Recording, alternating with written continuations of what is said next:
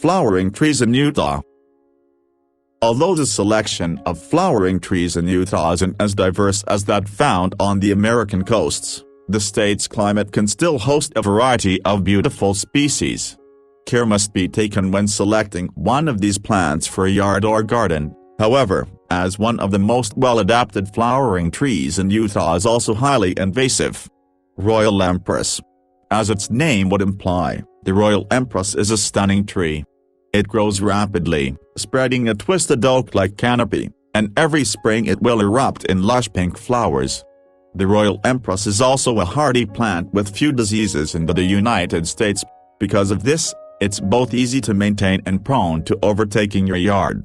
In fact, this tree is so durable and fast-growing that it's threatening other plant life in Utah and throughout the United States. The USDA has classified it as an invasive species, and although it's still legal to purchase and plant one of these destructive beauties, doing so can harm local ecosystems and make your own yard a wasteland of pink flowers. Tulip Poplar. If you find the large, lush magnolia blossom appealing, then the tulip poplar is likely to attract your eye as well.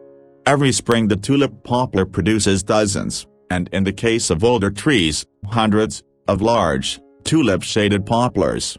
Although it is not actually in the tulip or poplar family, its close resemblance to both make the name apartment with somewhat misleading. Like the Royal Empress, this tree is both fast-growing and durable, but as a native species to Utah, it is not classified as invasive and is naturally balanced by other plant life in the ecosystem. Autumn cherry.